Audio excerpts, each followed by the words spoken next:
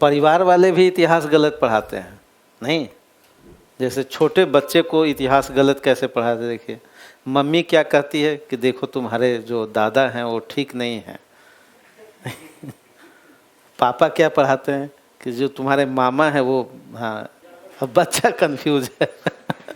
नहीं, बच्चा कंफ्यूज है, जिससे ज़्यादा प्रभाव में आ गया उसका इतिहास वो पढ़ लेता है, नहीं? और छोटे बच्चे के दिमाग में आ जाता है या तो मेरा दादा खराब है या तो नहीं, चूँकि उसको इतिहास की गलत व्याख्या करा दी गई। होता है कि नहीं? ऐसा होता है सामान्य घरों में, है ना? और बच्चा शुरू से ही पूर्वाग्रह में चलता है, उसको सत्य नहीं पता है, लेकिन वो पूर्वाग्रह क्या करता है, हाँ, उसके परसेप्शन में ऐसी बातें बन जाती हैं।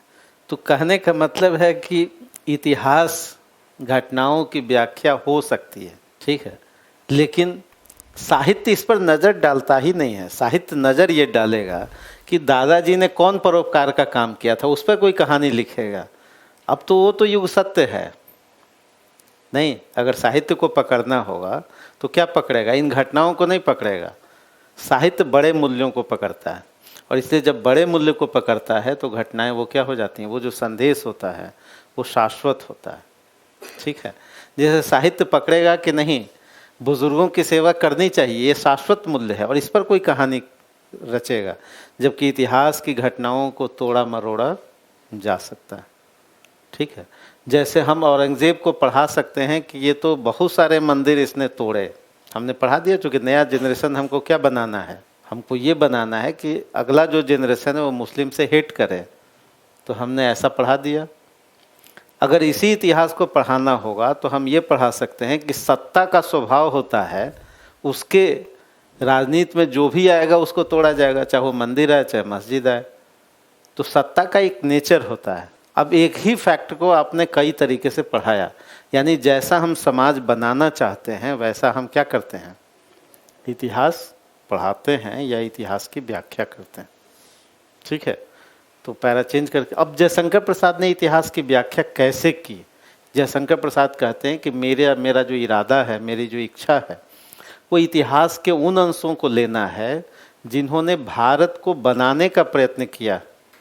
यानी हम इतिहास से चंद्रगुप्त मौर्य को इसलिए ले रहे हैं कि आज के भारत 1928, 1930, 1931 का जो भारत है वो चंद्रगुप्त मौर्य से सीखे कि हमने जैसे चंद्रगुप्त ने सिकंदर को हराया था वैसे आज के युवा भी अंग्रेज़ों को यहाँ से आउट करें। यानी इतिहास किस लिए ले रहे हैं जयशंकर प्रसाद?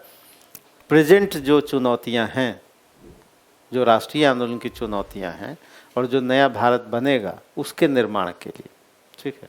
तो पैरा चेंज करके लिखिए। आप लोगों ने से कई लोग इतिहास गलत पढ़ा होगा, नहीं पढ़ा होगा कि नहीं? घर वाले बताएंगे ये आदमी क्या है, हाँ, इससे सावधान रहना है ना। इसलिए इतिहास जब गलत पढ़ा दिया जाता है तो महावीर का जो दर्शन है, उन्होंने कहा अनेकांतवाद, नहीं, उन्होंने क्या कहा था कि भाई आप जो देखते हैं वो उतना ही सत्य नहीं है, सत्य के और भी एंगल हैं, क्योंकि हम नहीं देख पा रहे हैं, इसलिए थोड़ा विचारो, थोड़ा क्या करो, थोड़ा ठहरो, निर्णय लेने से पहले अभी क्या है, रीथिंक करो, सोचो। इसी बात को उन्होंने बुद्ध ने कहा कि नहीं जी, सम्यक दृष्टि अपनाओ। सम्यक मतलब संतुलित रूप से देखो कि आखिर इस घटना के पीछे की वजह क्या है,